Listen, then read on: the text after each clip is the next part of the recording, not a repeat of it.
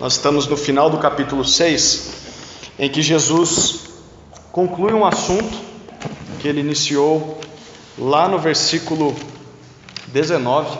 Vou falar um pouquinho sobre o contexto já. Já parou para pensar que não seria muito mais fácil se depois de nos salvar, Deus não nos levasse direto para o céu? No momento em que você toma uma decisão por Cristo, Ele diz: ótimo, já cumpriu tudo que eu precisava aí na terra, vem logo para o céu viver comigo aqui. Por que eu pergunto isso? Porque se nós fôssemos direto para o céu, isso nos pouparia de muitas lutas, de muitos sofrimentos. Nós seríamos poupados da luta contra o pecado, por exemplo, poupados do medo de fracassar com os nossos familiares, poupados da possibilidade de sofrer com doenças, sofrer com traições, poupados da certeza da morte, porque isso é certo para todos, poupados do fato de nós termos de gastar quase metade da nossa vida para trabalhar, para sustentar a nossa família. Aliás, eu queria que você pense um pouco sobre isso. Nós gastamos em média 42% das nossas vidas em trabalho. Se nós fôssemos fazer uma matemática simples aqui, cada um tem o seu contexto de vida, uns trabalham mais tempo que outros, mas se fôssemos tirar uma média, pensa num dia de 24 horas em que nós gastamos 8 horas para trabalhar, pelo menos, né? Tem gente que trabalha mais do que isso. Aqueles que estudam, talvez um pouco menos, né? Umas 6 horas por dia. Poderíamos colocar umas 2 horas de intervalo entre ir e voltar do trabalho ou da escola. E além de tudo isso, você tem o tempo para dormir, né? Os especialistas dizem que nós deveríamos dormir pelo menos, no mínimo 6 horas e pelo menos até 8 horas por noite. A gente sabe que é muito difícil cumprir isso às vezes, né? E de tudo isso aqui, sobram mais ou menos 6 horas no nosso dia, daquelas 24 horas do dia, para termos um tempo de lazer, para podermos desfrutar da nossa família, para termos tempo para nós mesmos e, obviamente, tempo para Deus. E isso quando nós não temos de trabalhar mais durante a semana ou estudar mais, e aí nós tiramos o tempo ou do sono ou desse tempo livre, né? Seria tão bom que Deus nos levasse para o céu já, sim ou não? Pelo menos da minha parte eu acho que sim, e acho que você concorda comigo, né? Seria sim, mas Deus não faz isso. Você já reparou porque você está aqui ainda, né? Pelo contrário, Deus manda que a gente viva nesse mundo, na mesma família a qual Ele nos chamou, muitas vezes no mesmo emprego, muitas vezes morando na mesma cidade, com os mesmos problemas, com os mesmos dilemas, com as mesmas lutas. Mas Deus diz: olha, viva nesse mundo olhando para o céu, olhando para a sua morada futura, a morada celestial. E esse é um dos grandes dilemas da vida cristã. Como é que eu posso viver nesse mundo sendo que eu não sou desse mundo? Sendo que eu sou um cidadão do reino dos céus? Como que eu devo lidar, por exemplo, com o trabalho? Como que eu devo lidar com o dinheiro e com o meu tempo sem negligenciar essas coisas, mas também sem priorizar elas e colocar elas acima de todas as outras coisas na minha vida? Como é que eu consigo ter equilíbrio nessas áreas? É isso que Jesus tem ensinado para a gente nas últimas mensagens em Mateus 6, e ele começou do versículo 19 até agora falando sobre isso. Ao todo, o Sermão do Monte, nós temos estudado isso nas quartas-feiras, ele é uma explicação de Jesus de como é a vida de um cidadão do céu ainda vivendo nessa terra. E quando Jesus chega no versículo 19, o Samuel tratou o primeiro e o segundo estudo nesse trecho, do versículo 19 até 24, Jesus falou sobre qual deve ser a prioridade do cristão. Ele não deve investir o seu bem mais precioso nas coisas dessa vida, mas nas coisas celestiais. Depois, na segunda mensagem, ele trabalhou no versículo 25 até 30 e deixou bem claro que nós não devemos somente nos preocupar com os cuidados físicos, porque na verdade a nossa vida vai além das coisas físicas. E é interessante a dinâmica de Jesus, porque ele diz: olha, Deus cuida dos pássaros e os pássaros não trabalham, não se preocupam com o dia de amanhã, mas Deus os sustenta, e obviamente vai sustentar vocês que são filhos dele. né? O Salmo 127 diz que Deus dá o sustento para os seus enquanto eles dormem. E quando nós chegamos no versículo 31 e até o 34, fechando esse capítulo, Jesus conclui esse assunto. E ele mostra o que todos nós devemos procurar, o que nós devemos buscar mais do que tudo nessa vida, uma vez que nós somos cidadãos do céu. E enquanto nós estudamos esse texto, eu quero que você perceba que Jesus deixa bem claro como é a vida de um cidadão do céu ainda nessa terra. Vamos ler de novo o texto? Versículos 31 até 34. Portanto, não vos inquieteis dizendo: que comeremos? Que beberemos? Com que nos vestiremos? Porque os gentios é que procuram todas essas coisas.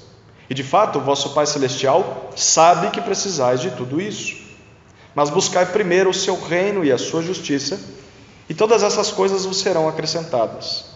Não vos inquieteis, pois, pelo dia de amanhã, porque o dia de amanhã trará suas próprias preocupações. Basta a cada dia o seu problema, ou o seu mal. Vamos orar de novo, queridos. Senhor Deus, nós pedimos ajuda do Teu Espírito para compreender esse texto tão precioso, mas que também mexe tanto com o nosso coração. Nós constantemente nos vemos pressionados pelas coisas da vida, a cuidar das coisas desse mundo, como se fossem as coisas mais importantes. Mas a Tua Palavra nos manda fazer algo diferente. Buscar em primeiro lugar o Teu reino e a Tua justiça. E nós pedimos que nesse momento o Senhor nos ilumine os olhos do coração, para que possamos perceber que caminho é esse e como fazer isso. Essa é a minha oração no nome de Jesus. Amém. Como é a vida de um cidadão do reino do céu ainda nessa terra? Eu quero propor duas marcas. Primeira marca, versículos 31 a 32, de um cidadão do reino do céu, é que ele não vive inquieto pelo futuro. Ele não vive inquieto pelo futuro.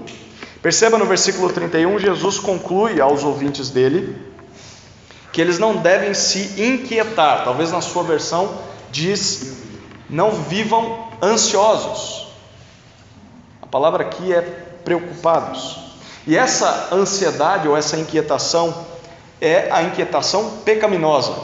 Não aquela que você tem, principalmente as crianças têm, quando sabem que vão para o acampamento no sábado, né? E ficam a semana inteira pensando naquilo, preparando a mala, não conseguem dormir direito.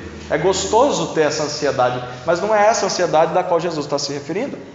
A inquietação ou ansiedade que ele diz para nós evitarmos é aquela que nos desgasta em busca de um controle das coisas ou das circunstâncias que nos cercam, e esse desgaste nos leva a não orar.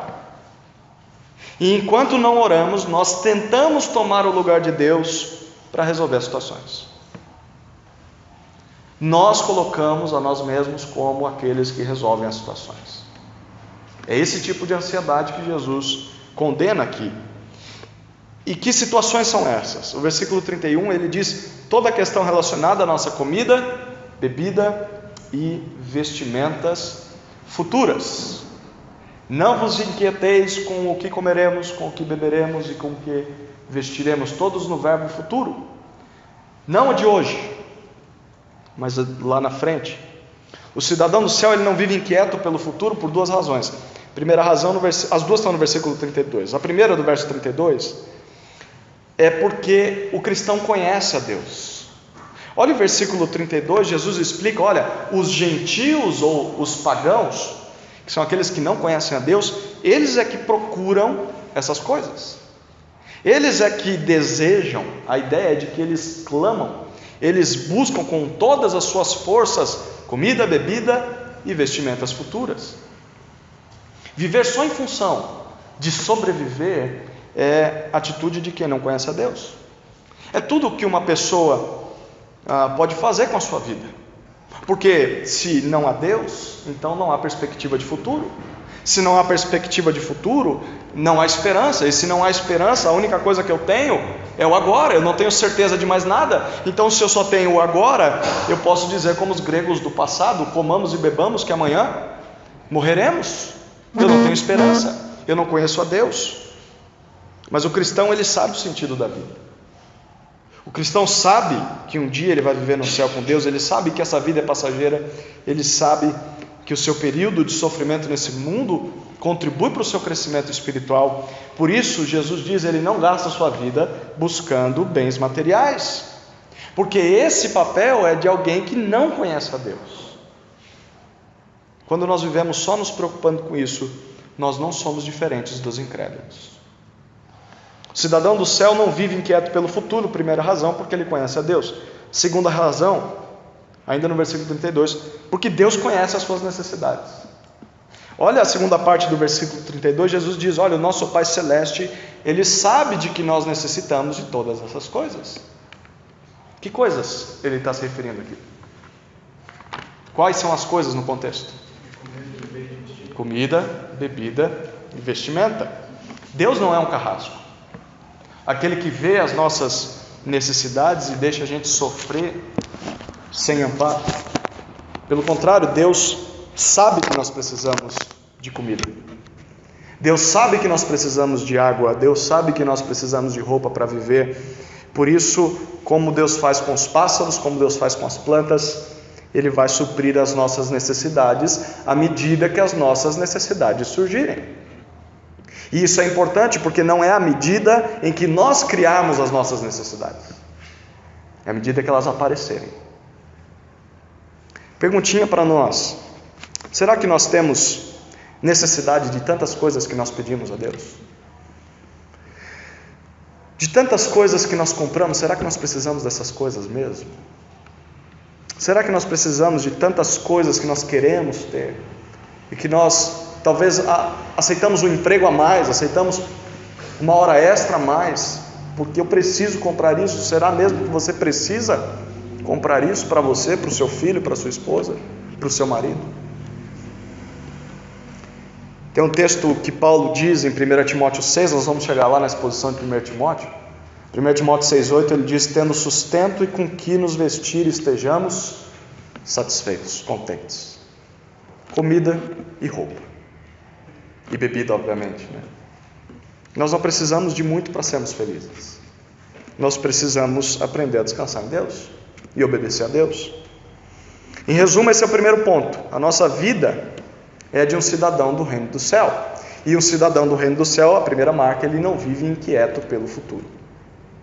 Segunda marca, um cidadão do céu busca obedecer a Deus no presente.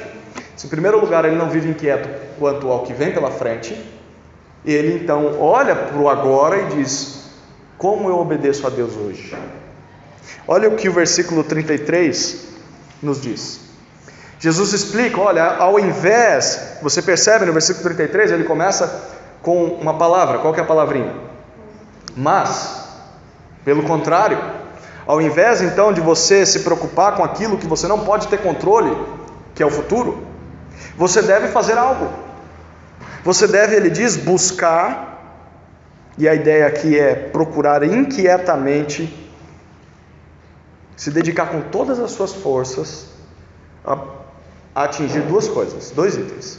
Primeiro item, buscar o reino de Deus. Ou seja, os tesouros do céu que permanecem para sempre. Pense nessa imagem de reino, ela é interessante e importante para a gente entender o que Jesus está dizendo aqui. Todo filme ou todo desenho que você já viu um reino, o que o reino tem?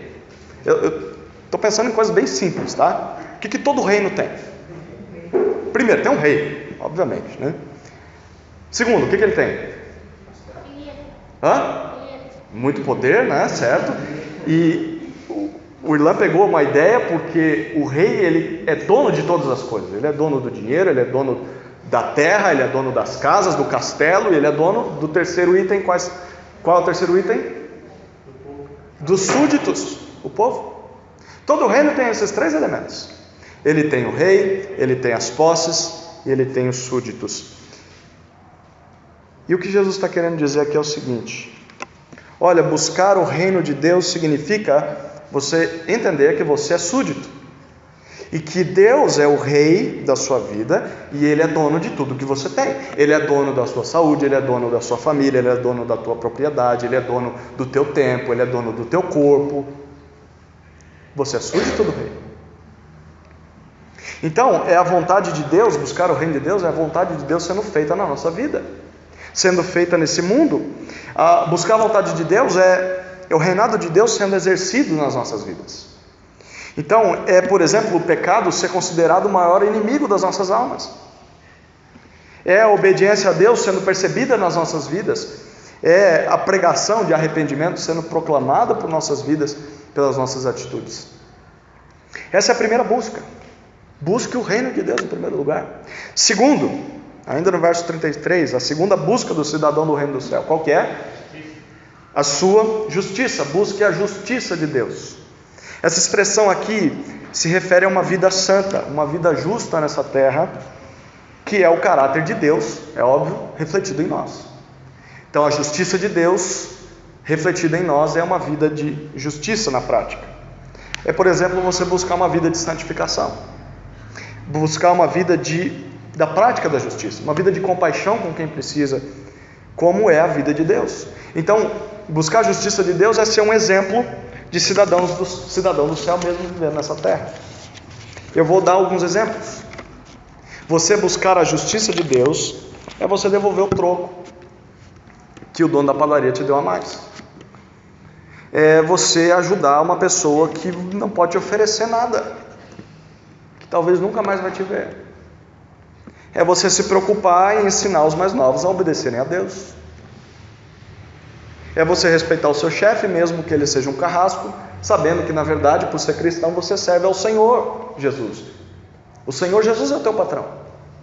Buscar a justiça de Deus é você ser paciente, ser amoroso com a sua esposa, como Cristo é com a igreja, conosco.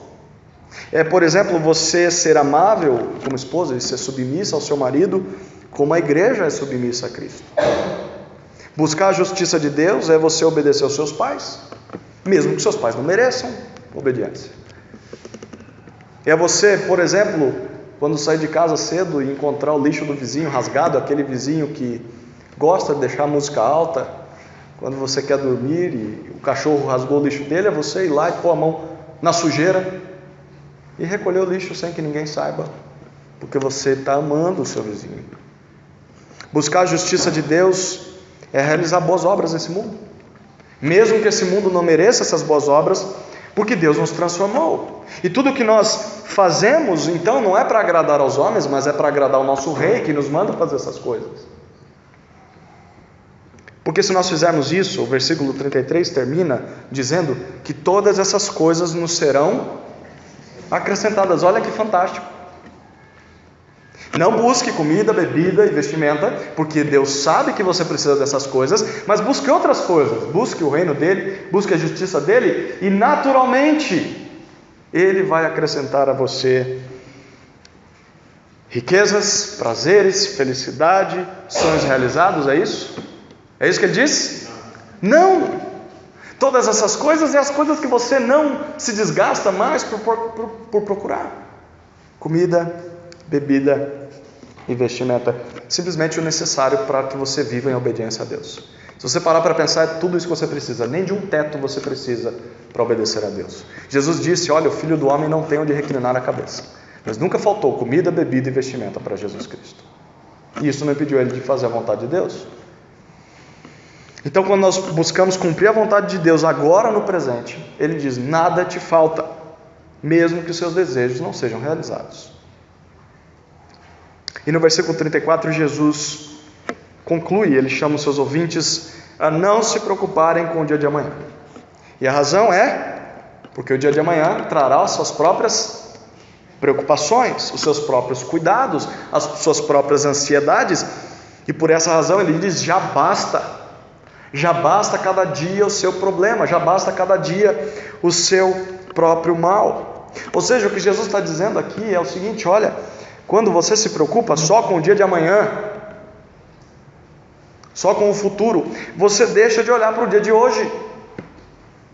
E você para de olhar para o dia de hoje, você vive em função do futuro e perde o presente. O dia de amanhã vai ter os seus problemas, e isso é certo, você pode ter certeza que amanhã vai ter problemas. Mas se você só fica olhando para os problemas de amanhã, você perde os problemas de hoje. Você não resolve os problemas de hoje, porque hoje também tem os seus próprios problemas, e isso nunca vai mudar. Quantos pais não gastam suas vidas buscando dar aos filhos o que não tiveram? Porque estão pensando lá na frente: eu não quero que meu filho sofra, eu não quero que meu filho tenha que pagar a própria faculdade, eu não quero que meu filho tenha que comprar a própria carta, compre o próprio carro, então eu vou dar isso para ele. Pais desgastam, se consomem olhando para frente e perdem o filho crescendo. E de que vale dar um carro, dar uma faculdade, dar uma carteira de motorista para o filho se você perdeu a infância do seu filho? Você não é um pai ou uma mãe presente. Jesus está dizendo: olha, os dias são maus. Se você resolveu o problema de amanhã, o de hoje você não resolveu. Por isso a nossa vida é de um cidadão do reino de Deus, e o cidadão do reino do céu, segunda marca, busca obedecer a Deus no presente. Eu entro então na minha conclusão, e eu quero te chamar a pensar como tudo isso aqui que nós lemos faz sentido nas nossas vidas. Se nós pararmos para pensar, você paga uma conta hoje, mas mês que vem você vai ter outra conta para pagar. Você conserta a pia do banheiro ou da cozinha hoje, e amanhã sabe o que vai acontecer? Outra coisa para consertar. Você pode trabalhar para pagar o boleto da loja que vai vencer amanhã, e você paga, mas daqui a um mês você vai ter outro boleto para pagar. A nossa vida, ela se resume a ciclos chatos, enfadonhos, desgastantes. E se você vive somente em função dos problemas da vida, a sua vida perde sentido. Não faz sentido. Por que eu faço essas coisas? Porque eu nunca resolvo os problemas. É por isso que nós nascemos com um propósito muito mais nobre do que desperdiçar a nossa vida em busca de bens ou riquezas materiais. Nós nascemos para obedecer a Deus. Nós nascemos para encontrar em Deus satisfação, para aprender de Deus, para amar a Deus, para buscar a Deus, para glorificar a Deus. E se você não tem feito isso ultimamente, você pode dizer isso com mais propriedade do que eu, é que a sua vida com certeza tem sido frustrante. E não sou eu quem está dizendo isso, é a Escritura que diz isso. O livro de Eclesiastes foi escrito só para transmitir essa mensagem. Se você gasta sua vida só buscando as coisas dessa vida, você vai ser o mais infeliz de todos os homens. É por isso que o autor de Eclesiastes, depois de vivenciar esse dilema, ele aprendeu muito tarde essa lição. Mas ele escreveu para deixar conselho para nós, que ainda não estamos no final da vida. Eclesiastes 12, vamos abrir lá, nós vamos encerrar com essa passagem.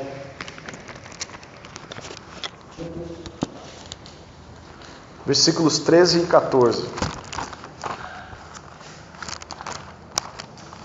Finalzinho do livro de Eclesiastes.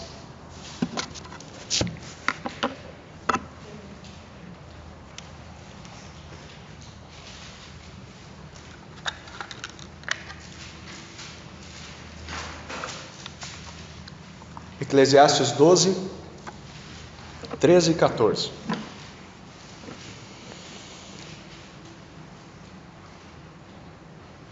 Ele diz assim: olha, agora que já se disse tudo, aqui está a conclusão, aqui está a síntese, o resumo. O livro de Eclesiastes é resumido por esses dois versículos. Capítulo 12, versículos 13 e 14. Depois de Provérbios, fica mais fácil de achar aí, né? Qual que é a conclusão? Ele diz: teme a Deus. E segundo, obedece a seus mandamentos, porque este é o propósito do homem. Porque Deus levará a juízo tudo o que foi feito, e até tudo o que está oculto, quer seja bom, quer seja mal. No final da sua vida, O autor de Eclesiastes chegou à conclusão de que a vida é inútil se ela não for vivida debaixo do temor e da obediência a Deus. Por isso eu queria te convidar a avaliar a sua vida, a pensar como é que você tem gastado os seus dias, o que você tem buscado incansavelmente. Será que o que você faz é gastar o seu tempo para ouvir a Deus, para obedecer a Deus, para que o reino do céu seja visto na sua vida? Será que você tem se preocupado para deixar Cristo reinar em todas as áreas da sua existência? Será que você tem buscado viver uma vida de justiça, aquela que reflete a justiça de Deus para todos? Ou será que você tem gastado o seu tempo, a sua energia para construir um reino pessoal, um reino próprio, com as suas próprias casas próprias, ou com viagens, ou com uma bela poupança, uma boa aposentadoria? Quer deixar bens para a próxima geração? Quer realizar sonhos? Ou será que a sua maior preocupação é talvez não se preocupar tanto com o pecado? Olha, essa situação, essa área da minha vida, eu faço o que me dá na telha. Eu não me preocupo muito com regras. Eu não respeito ordens. Eu não estou muito aí para ficar ouvindo conselhos e palavras de outras pessoas. Eu não quero ouvir os outros. Porque se a sua vida tem sido um ciclo desgastante e miseravelmente sem sentido, como nós temos pensado aqui, talvez você ainda não tenha vindo para Cristo. E se você já se arrependeu dos seus pecados e conhece a Cristo, o que você precisa fazer é confessar isso e dizer: olha, Senhor, eu tenho vivido como os gentios, como os pagãos, mas eu quero mudar isso. Eu quero gastar a minha energia para procurar o Senhor todos os dias da minha vida, e que essa seja a minha maior meta no dia de amanhã. Isso é o que Deus espera de um cidadão do reino do céu. Enquanto você vive nessa terra, Deus quer que você faça o seguinte: procure o reino de Deus, procure a justiça de Deus, e as demais coisas serão acrescentadas. Você vai fazer isso no seu trabalho, você vai fazer isso estudando, buscando um futuro para a sua família, mas em primeiro lugar não estão essas coisas. Em primeiro lugar está Deus e a vontade dele. Eu quero encerrar a minha palavra aqui lendo uma paráfrase. Sabe o que é uma paráfrase? Paráfrase é quando alguém pega um texto e traduz esse texto com a sua própria linguagem. Existe uma versão bíblica, uma tradução bíblica, que é uma paráfrase. Ela não é uma tradução literal do texto bíblico, mas é alguém que lê o texto em português e está dizendo com as mesmas palavras para a linguagem do nosso século. Essa é a nova tradução da linguagem de hoje, a NTLH. Ela não é uma tradução bíblica. Se você tem, tome cuidado, é uma paráfrase, tá? Mas eu gostaria de citar essa paráfrase, que é uma paráfrase de Eclesiastes 12, de 1 a 8. Queria que você fechasse seus olhos e imaginasse um homem bem idoso, que gastou sua vida em busca desses ciclos chatos e enfadonhos e se arrependeu no final. Olha o que ele disse para mim e para você: lembre-se do seu Criador enquanto você ainda é jovem, antes que venham os dias maus e cheguem os anos em que você dirá: eu não tenho mais prazer na vida. Lembre dele antes que chegue o tempo em que você achará que a luz do sol, a luz da lua e das estrelas perdeu o seu brilho e que as nuvens de chuva nunca vão embora. Então os seus braços que sempre o defenderam começarão a tremer e as suas pernas, que agora são fortes, ficarão fracas. Os seus dentes cairão e sobrarão tão poucos que você não conseguirá mastigar a sua comida. A sua vista ficará tão fraca que você não poderá mais ver as coisas claramente. Você ficará surdo e não poderá ouvir o barulho da rua. Você quase não conseguirá ouvir o moinho moendo ou a música tocando, e levantará cedo. Quando os passarinhos começam a cantar, então você terá medo de lugares altos, e até caminhar será algo perigoso. os seus cabelos ficarão brancos e você perderá o gosto pelas coisas, nós estaremos caminhando para o nosso último descanso, e quando isso acontecer, haverá gente chorando por nossa causa nas ruas. A vida vai se acabar como uma lamparina de ouro cai e quebra quando a sua corrente de prata se arrebenta, ou como um pote de barro se despedaça quando a corda do poço se parte. Então o nosso corpo voltará para o pó da terra de onde veio, e o nosso espírito voltará para Deus que o deu. É ilusão, diz o sábio, tudo neste mundo longe de Deus é ilusão.